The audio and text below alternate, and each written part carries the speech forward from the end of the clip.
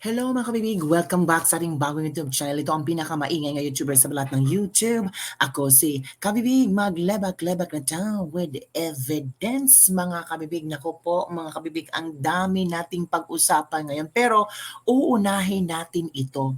Amy Marcos, guilty. Nako, bakit guilty nga ba si Senator Amy Marcos? In fairness si Senator Amy Marcos umaten sa SONA kasama ang kanyang pamilyang mga politiko.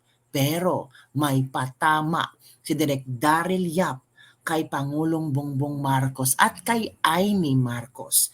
Take note mga kabibig, tinawag ni Daryl Yap si Bongbong Marcos na isang disease, isang sakit sa lipunan. Nako, heto mga kabibig babasahin ko sa inyo ang statement ni Direk Daryl Yap. Ito'y after tawag dito ba, parang ang dami na kasing nagsilabasang issue ngayon, lalo na yung Polvoron video, di ba? At I don't know kung itong reaction ni Direk Daryl Yap ay patungkol ba ito sa Polvoron video or baka ito yung nararamdaman niya sa gobyerno ni Bongbong Marcos na hindi na talaga ma-understand. Parang liko-liko na parang paikot-ikot lang at walang klarong destinasyon. Sabi ni Direk Daryl Yap, aside from not wanting Lenny to win, my love for Aimee and Inday drove me to be active during the 2022 elections. Which I think, alam naman natin, di ba? Nakita nyo naman, maraming Len series, maraming mga Made in Malacanang, nag-movie pa yon. Sabi pa ni Direk Daryl Yap, I didn't imagine that after the victory that Aimee and Inday helped secure for Bongbong, this is the kind of service he would give to those who trusted and helped him. So it means, naramdaman ni Amy Marcos at ni Senator ni VP Inday na para yatang binaliwala tayo ni Bongbong Marcos, para yatang hindi na natupad yung mga pangako ni Bongbong Marcos, para yatang nag-iba ang ihip after nakaupong presidente, para yatang napuno na ng hangin ang utak ni Bongbong Marcos. Take note, one of the reason ni VP Sara kung bakit siya nag-resign bilang DepEd Secretary, there is a personal issue between Bongbong Marcos and VP Sara Duterte. Diba? Sabi pa dito, he who would give to those who trusted and help him. I just didn't imagine that Inday and her family will be treated like this just because she is still the Filipinos number one. Alam naman natin, di ba? Sari-saring kwento, sari-saring mga paratang ang ibinabato sa mga Duterte. I guess that's my fault. Nako, lack of imagination. Nako, inamin ni Direk Daryl ang kanyang kasalanan. Being one of the privileged few who are close to both Amy and Inday, I find it amusing when people assume that either one is using the other. Remember, these two are among the wisest and most resolute women you ever meet, and neither can be easily influenced or deceived. They are they are one because they share the same fight, not because they share the same enemy. They are soul sisters for the motherland. They are united with common vision and aspirations, but are holding on to Bongbong's promise during the creation of Uniteam last election. And both of them have been lied to. So until now pala ay naniniwala pa rin itong si Amy Marcos at VP Inday na yung mga pangako ni Bongbong Marcos para sa sabayan ng Pilipino, para sa sinasabing Uniteam ay maisa sa katuparan. Pero lahat pala ito ay isang kasinungalingan. Nasulod sila sa bulsa ni Bongbong Marcos sa Bisaya pa na paikot-ikot ba sila ni Bongbong Marcos? Ito pa, all is revealed, sabi ni Direk Daryl Yap. Kung bulag ka, hindi mo talaga makikita, ha? Pero lahat ay nandito na. Yung katotohanan, nandito talaga kabibig. Depende na sa inyo kung ayaw mong tingnan kung ang iniisip mo lang na siya ang the best president, di ba?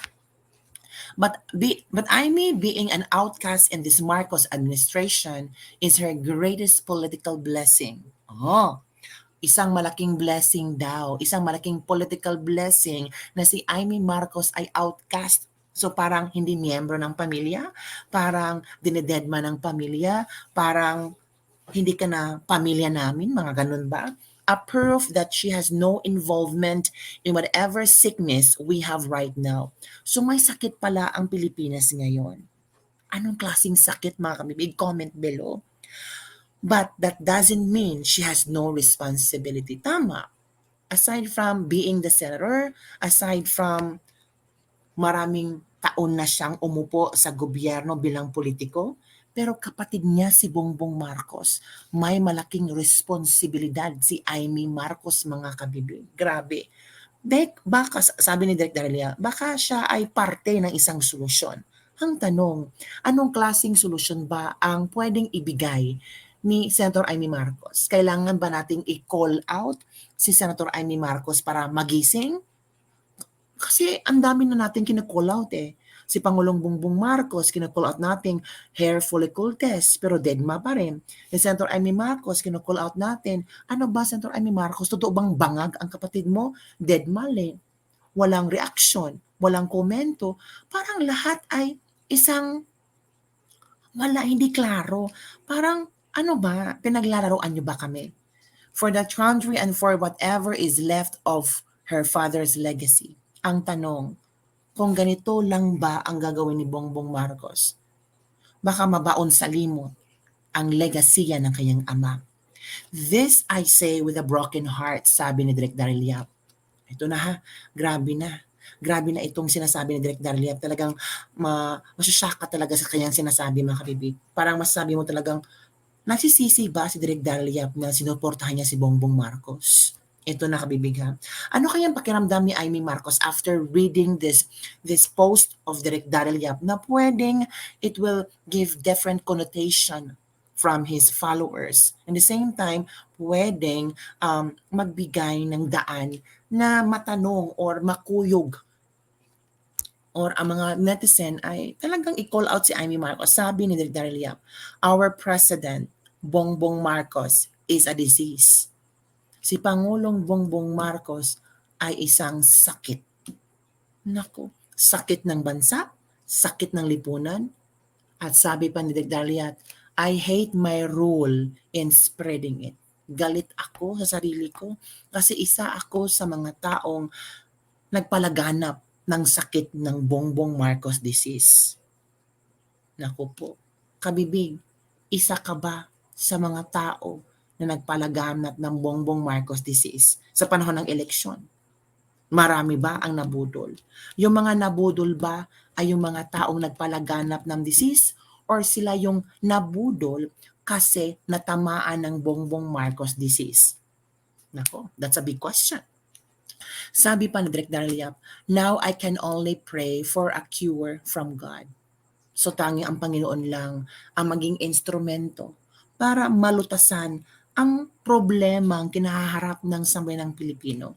Sabi ni Direk Daryl Yap, baka si Senator Amy Marcos ay parte ng solusyon. Ang tanong, gusto ba ni Senator Amy Marcos maging parte sa isang solusyon? Or, sabi ni Daryl Yap, para mawala itong Bongbong Marcos disease, isang vaccine from China ang pwedeng makakalulutas nito. Anong klaseng vaccine, Direk Daryl Yap? So yun, mga kabibig, ano sa palagay niyo? Ako, maraming ang mga netizen nagsabi, kailan kaya magsasalita si Amy Marcos? Kailan kaya niya patutunayan na yung kapatid niya ay hindi bangag? Or yung video na kumakalat ngayon ay isang fake news?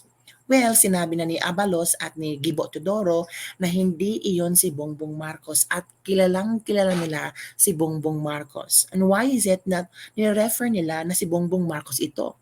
Isang malaking destabilization plot daw ito sa gobyerno ni Bongbong Marcos. Kaya yung mga tao na nagpakalat, yung nag-share daw, baka ikaw isa sa mga nag-share ng video, naku, sabi nila, kakasuhan daw yung nag-share ng video, kaya wag mo nang i-share, sabi ng ilang mga netizen. But for me, sabi nga ni Duterte, hair follicle test is the only solution on this problem. Ang tanong, pwede pa yang gawin niya ni Bongbong Marcos? Baka ayaw ni Bongbong Marcos kasi alam mo na, masisira ang kanyang pangalan. Makakasira ba talaga sa pangalan ni Bongbong Marcos ang hair follicle test?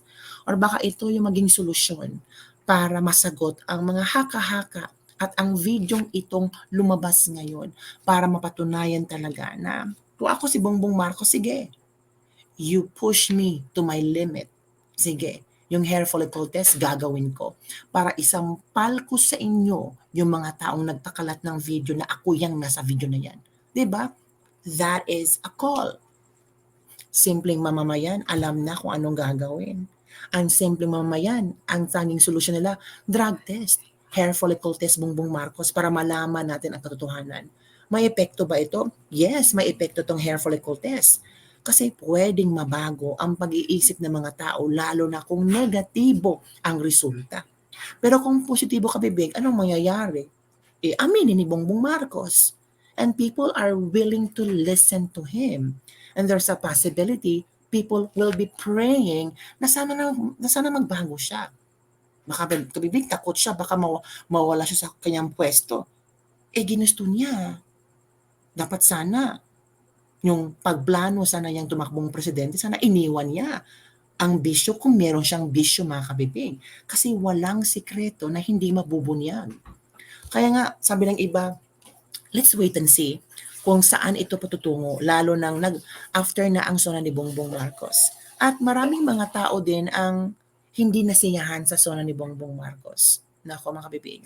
So pag-uusapan natin yung sona ni Bongbong Marcos baka bukas kung happy ba kayo or hindi. Basta, sabi ni Derek Daraliap, Bongbong Marcos is a disease. Anong klaseng disease?